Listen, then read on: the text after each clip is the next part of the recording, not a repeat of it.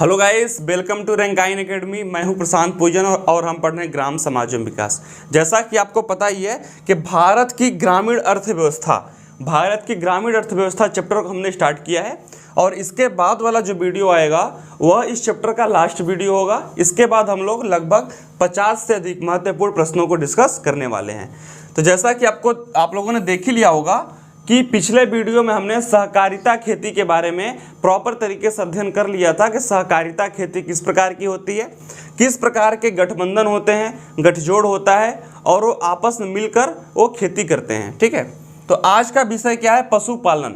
तो आइए देखते हैं। भारत में विश्व के सबसे अधिक मवेशी हैं। मवेशी का अर्थ क्या हुआ कि जिससे दूध का उत्पादन होता है, और यदि भेड़, बकरी, मुर्गे इन सब के संदर्भ में बात करें तो मांस का भी उत्पादन इससे होता है और इसके परस्पर जो ऊन होता है जिससे कपड़े बनाते हैं, ठीक है ना, उसका भी उत्पादन होता है। आइए कुछ डेटा है इस पर नज़र डालते हैं।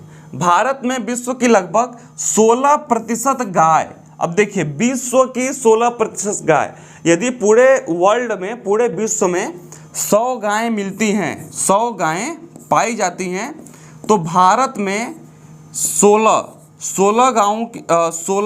गायें की जो गिनती है वह भारत से होती है। अर्थात यदि मैं 194-95 देश की बात करूं तो वहां से, ठीक है ना, वहां से 84 गायों की गिनती होती है, तो भारत से सिर्फ 16 गायों की, यानी सिर्फ भारत से ही 16 गायों की गिनती हो जाती है। एवं बैल, ठीक है ना, 57% गाय एवं बैल दोनों एक साथ हैं। भैंस 57%, 20% बकरी तथा 4% भेड़ पाए जाते हैं। देखिए जो भैंस हैं, ठीक है ना, जो भैंस हैं ये सबसे अधिक भारत में ही पाए जाते हैं, यानी कि जो भैंसों की संख्या है वो सबसे अधिक भारत में ही पाई जाती है। और गाय एवं बैल का यदि मैं देखूं तो 16% हमारे भारत में, 20% बकरी तथा 4% भेड़। जैसे विश्व में काफ़ी अधिक जो सूक्ष्म देश हैं वहाँ पर बकरी और भेड़ों की संख्या अधिक पाई जाती है, ठीक है ना। भारत में कुल कृषि उत्पादन में मवेशी उत्पाद का योगदान लगभग 25% है। देखिए यदि मैं पूरे विश्व के उत्पादन में बात करूं तो जो भी मवेशियों से संसाधन प्राप्त होते हैं उसमें भारत का योगदान 25% है, ठीक है ना, यानी कि कृषि उत्पादन में मवेशी उत्पाद का योगदान लगभग 25% है। ठीक है, तो यहाँ पर कुछ डेटा है कि विश्व में 16% जो गायें हैं विश्व की वो भारत में पाई जाती हैं, 57% भैंस भारत में पाए जाते हैं, 20% बकरी और 4% भेड़ भारत में पाए जाते हैं। भारत में कुल कृषि उत्पादन में मवेशी उत्पाद का योगदान लगभग 25% है। यदि मैं बोलूँ कि कृषि उत्पादन, कृषि प्रोडक्शन से यदि भारतवासियों को जो ग्रामीण अर्थव्यवस्था है उससे 100 रुपये की इनकम होती है, तो उसमें से 25 रुपये जो 25 रुपये है, इसकी 25 रुपये का जो प्रॉफिट है वो मवेशियों से आता है, चाहे वो दूध के रूप में आ जाए, चाहे वो ऊन के रूप में आ जाए, चाहे उनके जो मल मूत्र गोबर होते हैं उनको हम एज ए खाद की तरफ प्रयोग कर लें, या तो चौथा चीज़ मैंने बोला आपको कि भेड़, बकरी, मुर्गे इन सब के उत्पादन से जो मांस की प्राप्ति होती है उससे कृषि उत्पादन में 25% का जो योगदान है वह मवेशी से है। तो मवेशी कितना इंपॉर्टेंट है यह बात आपको समझ में आ गया होगा। यानी कि जो भारत की ग्रामीण अर्थव्यवस्था है, जो भारत का गांव है, जो उसकी इनकम है उसमें 25% मवेशियों से प्राप्त होता है। आपने बार बार देखा ही होगा कि जो भारत की ग्रामीण अर्थव्यवस्था है उसमें कृषि और पशुपालन यही दो महत्वपूर्ण कार्य होते हैं, ठीक है ना। तो पशुपालन जो है वह 25% का योगदान करता है कृषि उत्पादन में। ठीक है, आइए पशुधन जनगणना सन 2019 के अनुसार ऐसी जितनी भी जनगणनाएं होती हैं वह काफ़ी इंपॉर्टेंट होती हैं, ठीक है ना। तो पशुधन जनगणना सन 2019 के अनुसार देश में मवेशी 36.07%, बकरी इतना 27.4%, भैंस 20.47%, भेड़ 13.83%, सूअर तथा अन्य, हाँ, यानी कि जो इनकी संख्या है वह इस प्रकार से देखी गई है, चाहे वो गाय भैंस की बात कर ली जाए या फिर बकरी की बात कर ली जाए, ठीक है ना, इन सब की संख्या इस प्रकार से डिवाइड की गई है। रिपोर्ट के अनुसार देश में कुल पशुधन आबादी 535.76 मिलियन है, यानी कि लगभग 53 करोड़ 53 करोड़ जो यहाँ पर पशुधन है, पशुधन आबादी, ठीक है ना, जो पशु हैं उनकी आबादी, उनकी संख्या लगभग 53 करोड़ हमारे देश में पाई जाती है, ठीक है ना, जितने लोग हैं उनका आधा। देश के दूध उत्पादन में भैंस, गाय एवं बकरी का हिस्सा, देखिए मैंने आपको बताया था कि जो भैंसें होती हैं ना, जो भैंस होती हैं, ये सर्वाधिक भारत में ही पाई जाती हैं, लगभग 57%। तो इनसे होने वाले दूध, इनसे पैदा होने वाले दूध की भी जो क्वांटिटी होगी वो काफ़ी अधिक होगी, ठीक है ना। तो भैंस से निकलने वाले जो दूध है उनका 50% है, गाय 46% तथा एवं बकरी का हिस्सा 4% है, ठीक है ना। यदि हमारे भारत देश में सपोज करिए कि 100 लीटर दूध का उत्पादन होता है, कितना, 100 लीटर, तो उसमें से 50 लीटर भैंसों से प्राप्त होता है, ठीक है ना, और 46 लीटर गायों से प्राप्त होता है, और बचा 4 लीटर वह बकरियों से प्राप्त होता है। यह एक अनुपातिक आंकड़ा है, ठीक है।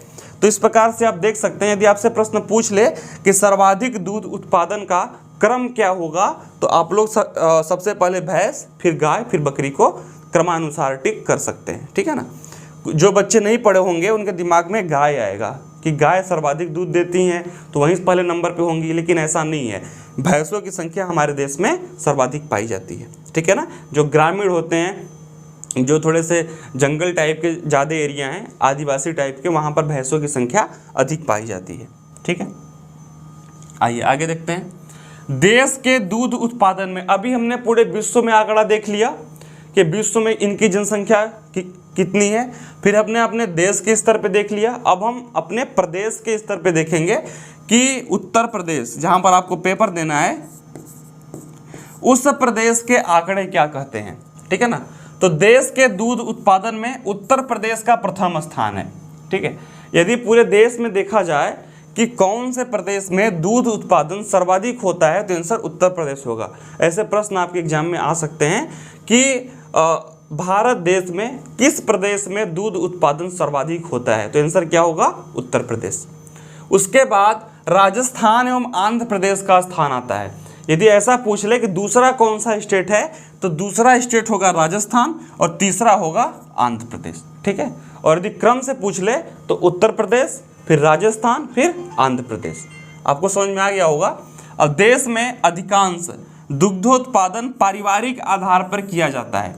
देखिए इसका अर्थ क्या हुआ कि जो दूध का उत्पादन होता है, इसके लिए बहुत बड़ी बड़ी कंपनियां नहीं लगाई जाती कि वहाँ पर 10,000 गाय भैंस हैं, ठीक है ना, 1-2 हज़ार वर्कर हैं, मशीनें हैं और दूध उत्पादन का कार्य कर रही हैं। हमारे देश की व्यवस्था ऐसी है कि पारिवारिक व्यवस्था है कि एक परिवार है, वहाँ पर 5 लोग हैं, तो 2-3 वहाँ पर गाय भैंस हैं और उनसे दूध का उत्पादन होता है। फिर डेयरी के माध्यम से या फिर जो दूध लेने वाले लोग होते हैं उनके माध्यम से दूध शहरों तक आता है, ठीक है ना। तो देश में अधिकांश दुग्धोत्पादन, दूध का उत्पादन पारिवारिक आधार पर किया जाता है, ठीक है ना। इसके लिए कोई बड़े बड़े फार्म नहीं लगाए जाते, यह अपने घर में ही लोग पशुपालन करके दूध का उत्पादन करते हैं। विश्व में आधी से अधिक भैंसें भारत में पाई जाती हैं। देखिए यह एक इम्पॉर्टेंट डेटा है, मैंने आपको स्टार्टिंग में ही बताया था कि जो भैंसें हैं, जो भैंस होती हैं, इनकी जो जनसंख्या है वह भारत में सबसे अधिक पाई जाती है। सबसे अधिक का तात्पर्य क्या है कि यदि मैं पूरे यदि विश्व की तुलना करूं तो पूरे विश्व में भी आधे से अधिक जो भैंसें हैं वो भारत में पाई जाती हैं और इनसे जो मिलने वाला दूध है भारत में वह 50% है, ठीक है। भारत में सबसे ज़्यादा भैंसें उत्तर प्रदेश, भारत का 25% पाई जाती है। देखिए यदि मैं पूरे विश्व की बात करूं तो पूरे विश्व में भारत में भैंसों की संख्या सर्वाधिक है और अपने भारत में बात करूं तो हमारे भारत में उत्तर प्रदेश में सर्वाधिक भैंसें पाई जाती हैं और जनसंख्या इनकी कितनी है, 25%, ठीक है ना। यदि हमारे पूरे भारतवर्ष में 100 भैंसें पाई जाती हैं तो उनमें से 25 भैंसें हमारे उत्तर प्रदेश में पाई जाती हैं। यह मैं आपको उत्तर प्रदेश का डेटा बार बार क्यों हाईलाइट करके बता रहा हूं, क्योंकि हमारा एग्जाम उत्तर प्रदेश में है और हमसे जो प्रश्न आएंगे वो उत्तर प्रदेश से संबंधित अधिक प्रश्न आने की संभावना है, ठीक है। तो एक लाइन में पूरे विश्व की आधी से अधिक भैंसें भारत में पाई जाती हैं और भारत में यदि मैं बात करूं तो उत्तर प्रदेश में सर्वाधिक भैंसें पाई जाती हैं और ये आंकड़ा है 25% का। इन पशुओं के अतिरिक्त भारत में भेड़े, बकरियां, सुअर आदि भी पाए जाते हैं। यदि मैं गाय और भैंस पशुओं की बात करूं तो उनके अलावा जो है भेड़, बकरियां, सुअर होते हैं ना, इनसे मांस और उनकी अधिक प्राप्ति होती है। यदि मैं तुलना करूं तो दूध का उत्पादन इनसे काफ़ी कम होता है। बकरियों की जो दूध उत्पादन का प्रतिशत है वो 4% का योगदान इनका दूध उत्पादन में है भारत में। विश्व में आधी से अधिक भैंसें भारत में है। भारत में सबसे ज़्यादा भैंसें उत्तर प्रदेश, ठीक है ना, ये डेटा आप लोगों ने देख लिया है, काफ़ी इंपॉर्टेंट है। आइए आगे देखते हैं। अधिकांश भेड़ें शुष्क, बंजर तथा पर्वतीय प्रदेशों में पाई जाती हैं। अभी आपने पिछले स्लाइड में देखा था कि जो भेड़, बकरियां तथा सुअर, भारत में गाय भैंस के अलावा भेड़, बकरियां तथा सुअर भी पाए जाते हैं। अब देखते हैं कि कैसे स्थानों पे इनकी जनसंख्या अधिक पाई जाती है। तो अधिकांश भेड़ें शुष्क, बंजर तथा पर्वतीय प्रदेशों में पाई जाती हैं। देखिए, आप लोगों ने मूवी में देखा होगा तो जहाँ पर पर्वतीय इलाका अधिक होता है वहाँ पर भेड़ों की जनसंख्या अधिक पाई जाती है, क्योंकि जो भेड़ होती हैं ये जो शुष्क कटीले पौधे होते हैं ना, छोटे छोटे कांटेदार पौधे, उनके पत्ते खाना ज़्यादा पसंद करते हैं, ठीक है ना। और वहाँ पर फैलाव अधिक होता है, जनसंख्या इतनी काफ़ी अधिक, इनकी जनसंख्या अधिक होती है, तो वहाँ पर क्या होता है, सुनसान क्षेत्र अधिक होता है, फैलाव अधिक होता है, तो इनके रहने के लिए भी वो अनुकूल जगह होता है। यानी कि पर्वतीय प्रदेशों में जहाँ पर बंजर होता है, जहाँ पर कटीले शुष्क पेड़ पौधे पाए जाते हैं, वहाँ पर भेड़ों की जनसंख्या अधिक पाई जाती है, ठीक है। इनसे दूध, ऊन के साथ साथ मांस भी प्राप्त होता है। मैं आपसे पहले भी बोल रहा हूँ कि जो भेड़ बकरियाँ होती हैं वो एज ए मांस के रूप में भी इनका काफ़ी अधिक प्रयोग होता है। इनसे दूध इनसे कम मिलता है, लेकिन मिलता तो है ऊन। जो इनके बाल होते हैं इनसे ऊन भी बनाए जाते हैं, ठीक है ना, और मांस भी प्राप्त होता है। यदि आपसे भेड़ से पूछ ले कि भेड़ से प्राप्त होने वाली कौन सी वस्तुएं हैं, तो आप लोग दूध, ऊन और मांस तीनों को टिक करेंगे, ठीक है। भारत में सर्वाधिक भेड़ें आंध्र प्रदेश में मिलती हैं। यदि आपसे पूछ ले कि सर्वाधिक भैंसें कहाँ मिलती हैं, तो उत्तर प्रदेश में, और सर्वाधिक भेड़ें हमारे भारत में कौन से प्रदेश में पाई जाती हैं, तो आंसर आपका आंध्र प्रदेश होना चाहिए, ठीक। बकरी को गरीब आदमी की गाय भी कहा जाता है। देखिए, जो बकरी होती है, यदि आप लोग मुंशी प्रेमचंद्र की कहानी, ठीक है ना, गोदान पढ़े होंगे, तो गोदान में एक गाय की महत्ता, एक गरीब परिवार के लिए एक गाय कितनी इम्पोर्टेंट होती है, ठीक है ना, इसका जिक्र काफ़ी अच्छे से वहाँ पर मिलता है कि एक गाय के लिए लोग क्या क्या मतलब करते हैं कि हमारे घर में एक गाय हो जाए। लेकिन गाय थोड़ी महंगी मिलती है, तो यदि किसी के पास बकरी भी है, ठीक है ना, किसी के पास बकरी है और गाय वो नहीं खरीद पाया है, अपने घर में नहीं रख पाया है, तो लोग क्या बोलते हैं कि जो बकरी है यह गरीब आदमी की गाय होती है, ठीक है ना, क्योंकि बकरी से हमें ठीक ठाक मात्रा में क्या होता है, दूध का उत्पादन हो जाता है, ठीक है ना। हाँ, मवेशी पर्यावरण में अमोनिया NH3 भी मुक्त करते हैं। देखिए, यह इंपॉर्टेंट लाइन है, मैं इसको बताता हूँ इसका मतलब क्या होता है।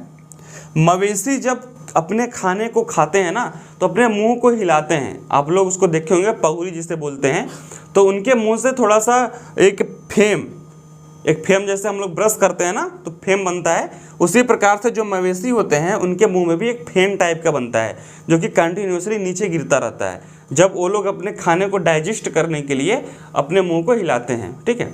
तो उसी फेम के साथ साथ एक गैस रिमूव होती है, गैस निकलती है, जिसे हम अमोनिया NH3, ठीक है। यदि आपसे प्रश्न पूछ दे, ऐसे प्रश्न पिछली परीक्षाओं में पूछे भी गए हैं कि मवेशियों से पर्यावरण को क्या कोई खतरा है, कोई प्रदूषण फैलता है, तो और यदि वहाँ पे अमोनिया गैस आपको दिख जाए तो बिल्कुल, ठीक है ना, उनके जो पगुरी करने से अपने भोजन को पचाने की जो प्रक्रिया होती है उसमें से NH3 गैस निकलता है, ठीक है ना। तो यह काफ़ी अलग एक टॉपिक है कि मवेशियों से पर्यावरण में अमोनिया निकलता है, उनसे जो अमोनिया निकलता है वो पर्यावरण में फैलता है, ठीक है ना, विमुक्त होता है, यानी कि उनसे मुक्त होता है। तो गैस का नाम क्या है, अमोनिया, फार्मूला इसका क्या है, NH3। देश में बकरियों की प्रमुख फसलें चंबा, गद्दी, कश्मीरी, जमुनापरी एवं पश्मीना। एक पश्मीना साल भी होती है, ठीक है ना, आप लोगों ने पढ़ा होगा, कश्मीरी साल, पश्मीना साल। तो जो पश्मीना साल होती है वो एक खास प्रकार की जो बकरी होती है पश्मीना, उनसे बनाई जाती है। पश्मीना ऊन के लिए प्रमुख फसल है। देखिए प्रमुख नस्ल है, अभी हमने बताया ना कि जो पश्मीना साल होती है काफ़ी ज़्यादा मतलब कि शाही साल होती है, काफ़ी चिकनी होती है, खूबसूरत सी होती है, तो वह पश्मीना ऊन से बनाई जाती है। और जो पश्मीना ऊन होता है वह पश्मीना नस्ल की बकरी से प्राप्त होता है, ठीक है ना। तो जो पश्मीना नाम पड़ा है उस नस्ल की बकरी से ही उस साल का नाम पड़ा है। तो इससे आप लोग जोड़कर उसको समझ सकते हैं, ठीक है। अभी तक हमने गाय की बात कर ली, भैंस की बात कर ली, भेड़ की बात कर ली, बकरी की बात कर ली, ठीक है ना। अब हम बात करते हैं अंडों के उत्पादन पे। अंडे का उत्पादन जो होती मुर्गियां होती हैं, बत्तख होते हैं, उनसे अंडों की प्राप्ति होती है, वो देखते हैं। अंडों के उत्पादन में भारत का विश्व में 5वां स्थान है, ठीक है ना। अंडे के उत्पादन में, जो अंडे होते हैं उसके उत्पादन में भारत का विश्व में 5वां स्थान है। यह लाइन आपके लिए इंपॉर्टेंट है कि अंडे उत्पादन में विश्व में भारत का कौन सा स्थान है, तो 5वां स्थान है। यहाँ प्रतिवर्ष 32.42 अरब अंडों का उत्पादन होता है। लाख करोड़ की बात नहीं है, 10 करोड़ की, अरब। 32.42 अरब अंडों का उत्पादन होता है। 10-20 साल में नहीं होता, प्रति वर्ष, एक वर्ष में 32.42 अरब अंडों का उत्पादन हमारे भारत देश में होता है। अंडा उत्पादन में विश्व के पहले 3 राष्ट्र क्रमशः अमेरिका, चीन व ब्राजील है। 3 लाइनें आपके लिए इंपॉर्टेंट है कि अंडों के उत्पादन में भारत का विश्व में कौन सा स्थान है, 5वां स्थान है, ठीक है ना। और अंडे के उत्पादन में विश्व में कौन सा देश प्रथम स्थान पे है, तो अमेरिका। द्वितीय पे हमारा पड़ोसी देश चीन, और ब्राजील जो है वो तीसरे स्थान पे है। एक क्वेश्चन मैं आपके लिए यहाँ पे देता हूँ। ब्राजील देख के एक नाम मेरे दिमाग में याद आया कि चीनी के उत्पादन में विश्व में कौन सा देश सबसे नंबर 1 पे है, ठीक है ना। इसका आंसर आप लोग को कमेंट बॉक्स में बताना है कि चीनी के उत्पादन में विश्व में कौन सा देश सर्वाधिक नंबर पे, यानी कि फर्स्ट नंबर पे है। उसी प्रकार भारत में अंडा उत्पादन क्रम में उच्च श्रेणी के राज्य निम्न हैं। अब देखिए विश्व में भारत 5वें स्थान पे है। प्रथम 3 देशों को हमने देख लिया। अब हम अपने भारत देश में उन राज्यों को देखते हैं जिन राज्यों में अंडा का उत्पादन सर्वाधिक होता है। तो पहले नंबर पे क्या है, आंध्र प्रदेश। आंध्र प्रदेश एक और चीज में नंबर 1 पे है। अभी हमने अपनी पहली स्लाइड में पढ़ा था, ठीक है ना। फिर दूसरा क्या है, तमिलनाडु, तीसरा महाराष्ट्र और चौथा पश्चिम बंगाल। आंध्र प्रदेश, कुछ लोग को उत्तर प्रदेश से बड़ा प्यार रहता है ना कि यहाँ पर दूध का उत्पादन सर्वाधिक होता है, भैंसों की जनसंख्या काफ़ी अधिक है, ठीक है ना, तो अंडा का उत्पादन भी ज़्यादा होता होगा। ऐसा नहीं है, आंध्र प्रदेश में सर्वाधिक अंडों का उत्पादन होता है, आंध्रा में, ठीक है। फिर तमिलनाडु, तीसरे पे महाराष्ट्र है और चौथे पे ममता बनर्जी यानी कि पश्चिम बंगाल है, ठीक है। कुक्कुट उद्योगों द्वारा, जो कुक्कुट उद्योग होते हैं ना, यानी कि मुर्गा, बत्तख, इन सब का जो उत्पादन होता है, जो इन सब का रख रखाव होता है, वातावरण में क्रियाशील नाइट्रोजन योगी विमुक्त होते हैं। अभी हमने देखा था कि जो गाय भैंस होती है, जो मवेशी होती हैं, जब वो अपने जो उनका मुंह होता है उसको मूवमेंट करती हैं वो लोग, तो एक फॉग होता है ना उनके मुंह से निकलता है। वो इसलिए करती हैं कि उनका खाना डाइजेस्ट हो जाए, तो उससे अमोनिया गैस विमुक्त होती है, यानी कि निकलती है। और जो कुक्कुट उद्योग होते हैं, जो मुर्गा उर्गा का पालन होता है, उससे भी अमोनिया गैस विमुक्त होती है। यानी कि जो पशुपालन है, जो कुक्कुट उद्योग है, उससे सिर्फ एक गैस का बड़ा गहरा संबंध है। उस गैस का नाम क्या है, अमोनिया। जहाँ भी आप लोग को ऐसा कुक्कुट, पशुपालन, मवेशी उत्पादन से या फिर इनके बढ़ावा देने से कौन सी गैस निकलती है, तो सिर्फ अमोनिया आप लोग ध्यान में रखिएगा, ठीक है ना, अमोनिया। पोल्ट्री के अवशिष्ट से वातावरण में नाइट्रोजन गैस का संलयन बढ़ता है। पोल्ट्री होता है ना, पोल्ट्री, भैया हम तो पोल्ट्री फार्म खोले हैं, हमारे यहाँ तो 1 लाख मुर्गे हैं, ठीक है ना, 1 लाख मुर्गियाँ हैं, पोल्ट्री फार्म खोले हैं। तो आप पोल्ट्री खोलिए, लेकिन उससे जो नुकसान होगा वातावरण को, वो क्या होगा कि वातावरण में इस पोल्ट्री से नाइट्रोजन गैस का संलयन बढ़ेगा। संलयन मतलब कि उत्पादन जो उसका मिलना होगा पर्यावरण में वो बढ़ेगा। इसमें 0.9% से 1.5% तक नाइट्रोजन होता है, ठीक है। अब बात करते हैं मत्स्य पालन। हम लोगों ने पशुपालन को पूरी तरीके से देख लिया, चाहे कुक्कुट पालन हो गया, अंडा पालन हो गया, भेड़ हो गया, बकरी हो गया, गाय हो गया, भैंस हो गया, ठीक है ना। विश्व में इनकी स्थिति क्या है, अपने देश में क्या है, उत्तर प्रदेश की क्या स्थिति है, सर्वाधिक कौन से प्रदेश में पाए जाते हैं अपने देश में, इन सब डेटा को हमने देख लिया। तो अब बात करते हैं मत्स्य पालन की, मछली पालन की, ठीक है ना। मछली, मत्स्य मतलब मछली। देश में मछली पालन के उत्पादन में तीव्र वृद्धि को नीली क्रांति की संज्ञा दी गई है। हम लोगों ने इस लेक्चर से पहले और इसके एक और पहले प्रथम हरित क्रांति जब हम लोग पढ़ रहे थे, उसके बाद जब हम लोगों ने द्वितीय हरित क्रांति पढ़ी थी, तो उसमें नीली क्रांति का जिक्र आया था, उसमें नीली क्रांति का जिक्र आया था। हरित क्रांति, नीली क्रांति, ऐसी क्रांतियों को वहाँ पे जिक्र आया था। तो हम लोगों ने डेटा बना के प्रॉपर तरीके से देखा था कि यह क्रांति कब शुरू की गई थी, इस क्रांति को शुरू करने वाला पहला व्यक्ति कौन था, ठीक है ना। तो इस तरीके से हमने उसको देख लिया था। भारत में इसकी शुरुआत 7वीं पंचवर्षीय योजना, जब भारत आज़ाद हुआ तो भारत के विकास के लिए कि भारत में किस प्रकार से विकास होगा, किस प्रकार से इसकी योजना बनाई जाएगी, किस प्रकार से इसकी योजना बनाई जाएगी, इसके लिए एक पंचवर्षीय योजना की स्थापना की गई कि भारत के विकास के लिए, इसके डेवलपमेंट की जो रूपरेखा है उसको तैयार करने के लिए 5-5 साल की योजनाएं चलाई जाएंगी, ठीक है ना। तो उसको पंचवर्षीय योजना बोलते थे। जब यह पंचवर्षीय योजना अपने 7वें पड़ाव में आई, ठीक है ना, यानी कि 30 साल कंप्लीट करके जब 35वें में आई, 1985 से 90, 5 वर्ष हुआ, तो इसी समय 7वीं पंचवर्षीय योजना में ही नीली क्रांति अपने तीव्र वृद्धि पे, यानी कि देखिए मछली उत्पादन तो पहले से था होता, लेकिन इसको कैसे बढ़ाया जाए, नई नई किस्म की मछलियाँ कैसे लाई जाएं, कौन सी मछली किस वातावरण में ज़्यादा वृद्धि करेगी, उनकी पहचान करके उसी मछली को उस क्षेत्र में छोड़ा जाए। इनके उत्पादन के लिए कौन सी घास, इनके खाने के लिए क्या क्या डाला जाए कि इनका उत्पादन तेज़ी से बढ़े। ऐसी सोच, ऐसी प्रक्रिया जो तीव्र हुई, जो तेज़ी से आगे बढ़ी, ये इसकी शुरुआत 7वीं पंचवर्षीय योजना में हुई और इसका समय क्या था, 1985 से 90। नीली क्रांति के अंतर्गत 3 कार्यों पर बल दिया गया। देखिए, जब क्रांति हुई तो क्रांति का अर्थ क्या होता है कि एक बदलाव, आगे बढ़ने के लिए एक बदलाव। तो उसके लिए क्या क्या करना पड़ा, उन बातों को देखते हैं। मशीनी एवं तकनीकी विकास, मैंने बताया आपको कि इनके उत्पादन में, जैसे कि इनका चारा डालना हो, ठीक है ना, पानी को चेक करना हो कि यहाँ का पानी कैसा है, कौन सी मछली यहाँ पर ज़्यादा वृद्धि करेगी, तो मशीन एवं तकनीक का विकास किया गया इन कार्यों को करने के लिए।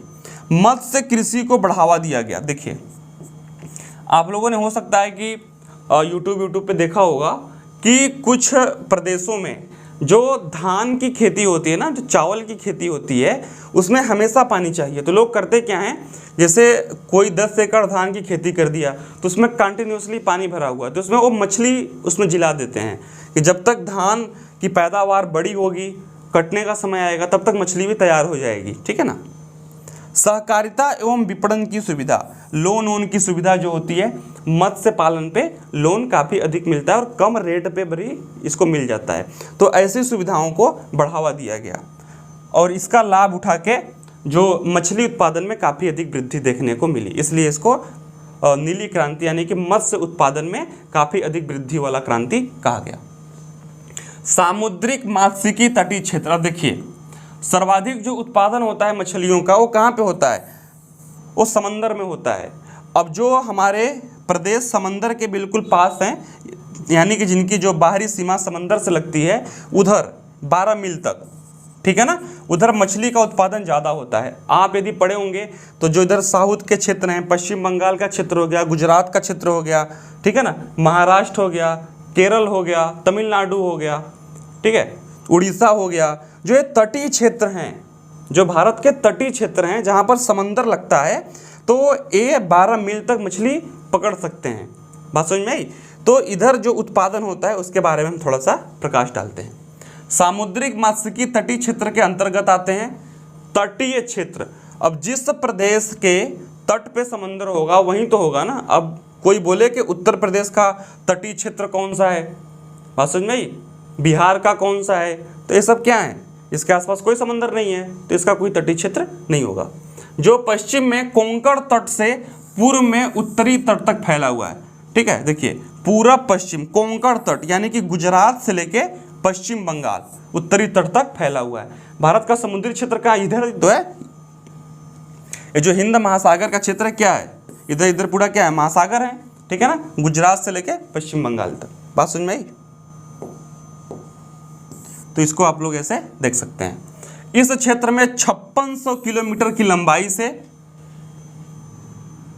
2,81,600 वर्ग किलोमीटर क्षेत्र में मत्स्य पालन होता है। जो इसकी लंबाई है वो कितनी है, 5600 किलोमीटर, ठीक है, और इतने वर्ग किमी क्षेत्र में मत्स्य पालन होता है। देश के शीर्ष मत्स्य उत्पादन राज्यों में क्रमशः आंध्र प्रदेश, पश्चिम बंगाल और गुजरात।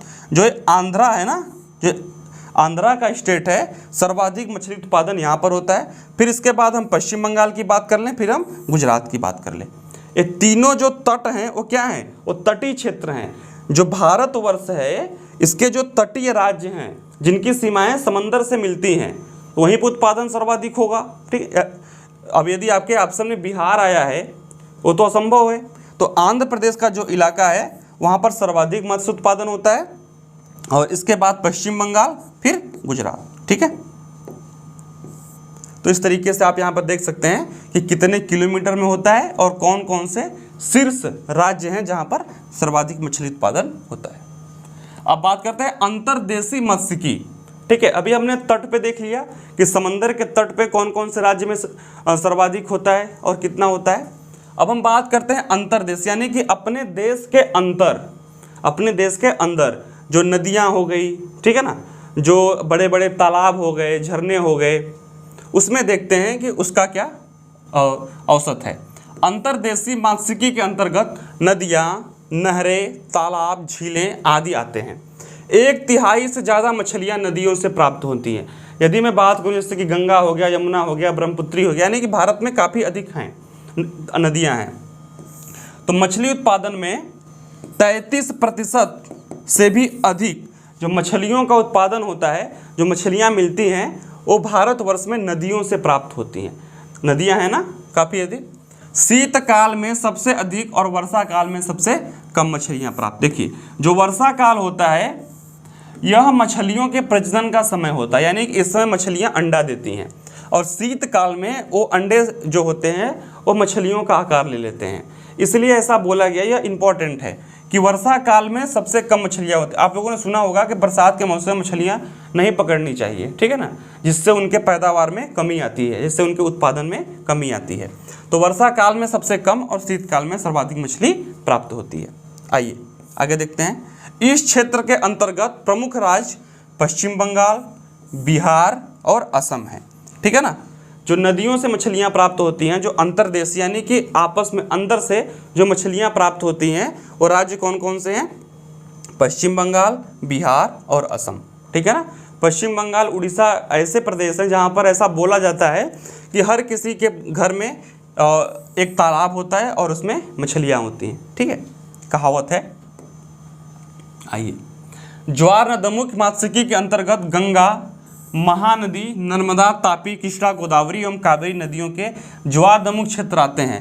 यहाँ की प्रमुख मछली झींगा। देखिए, एक झींगा मछली टाइप की होती है, ठीक है ना, एक झींगा मछली होती है जो इन नदियों में सर्वाधिक पाई जाती हैं, जैसे गंगा हो गई, महानदी हो गई, नर्मदा हो गई, तापी, कृष्णा, गोदावरी एवं कावेरी नदियाँ। ये ज़्यादा इंपॉर्टेंट नहीं है, बस आप लोग ध्यान लीजिए। बस आपके लिए जो इम्पोर्टेंट है गंगा और नर्मदा, इससे प्रश्न आ सकते हैं कि ये जो नदियाँ हैं इसमें कौन सी किस्म की जो मछली है वो सर्वाधिक पाई जाती है, तो आंसर झींगा मछली होगा, ठीक है। पर्ल मछली पालन समुद्र तट से 20 किमी दूरी पर स्थित 18 से 22 मीटर गहरे पर्ल बैंकों से प्राप्त होती है। इसके प्रमुख क्षेत्र अंडमान एवं निकोबार, मन्नार की खाड़ी एवं कच्छ की खाड़ी। तमिलनाडु के कन्याकुमारी द्वीप में घोंघा मछलियाँ पकड़ी जाती हैं। यह क्षेत्र राज्य सरकारों के अधीन आता है। देखिए, एक तो हो गया पूरा भारत का देश, उसके बाद जो है अंडमान निकोबार जो द्वीप समूह होते हैं उसके आसपास पर्ल बैंक यानी कि एक स्थान होता है समंदर में, ठीक है ना, तो उनमें कुछ खास प्रकार की मछलियों का उत्पादन होता है, जैसे कि घोंघा मछली हो गई, तो इस प्रकार की मछलियों का उत्पादन होता है और यह जो सारा क्षेत्र है वो भारत सरकार के अधीन होता है। तो इसको भी आप लोग सरसे नज़र से देख सकते हैं। देश में सर्वाधिक सामुद्रिक मछलियाँ गुजरात में पकड़ी जाती हैं, उसके बाद केरल, महाराष्ट्र एवं तमिलनाडु का स्थान आता है, इसको हम लोगों ने देख लिया था। अब बात करते हैं इसके। भारत में सजावट वाली मछलियों की सर्वाधिक प्रजातियां लक्षद्वीप में पाई जाती है। आप लोगों ने देखा होगा घर घर में, ठीक है ना, एक शीशे का बॉक्स होता है, उसमें पानी भरा होता है और ऑक्सीजन के लिए थोड़ा सा स्पेस रहता है और मछलियाँ उसमें तैरती रहती हैं, होता है ना, नीली पीली हरी ऐसी उसमें होती हैं। तो इस प्रकार की जो मछलियाँ होती हैं वो लक्षद्वीप, जो लक्षद्वीप है उसमें, जो यूटी है भारत का लक्षद्वीप, उसमें सर्वाधिक पाई जाती हैं। उसके पश्चात अंडमान निकोबार द्वीप समूह में, फिर तमिलनाडु के तंजौर जिला में समुद्री क्षेत्र में कैटफिश की कृषि प्रारंभ की गई है। ठीक है, तो इस प्रकार से आप लोगों ने देख लिया कि पशुपालन और मत्स्य पालन को हम लोगों ने यहाँ पर कंप्लीट कर लिया। ठीक है, तो भारत की ग्रामीण अर्थव्यवस्था का यह काफ़ी एक इम्पॉर्टेंट टॉपिक था। इसके बाद इस चैप्टर का एक लेक्चर और आएगा, फिर इसके बाद हम लोग महत्वपूर्ण प्रश्नों को यहाँ पर सॉल्व करेंगे। तो मेरा आपसे रिक्वेस्ट है कि जो रैंकाइन एकेडमी को फॉलो नहीं किए हैं प्लीज़ इसको फॉलो कर लीजिए और हमारे टेलीग्राम चैनल को ज्वाइन कर लीजिए, जहाँ पर आपको ये सारी जो भी PDF हैं आपको ईजिली वहाँ पर मिल जाएंगी। तो मिलते हैं नेक्स्ट वीडियो में, तब तक के लिए धन्यवाद।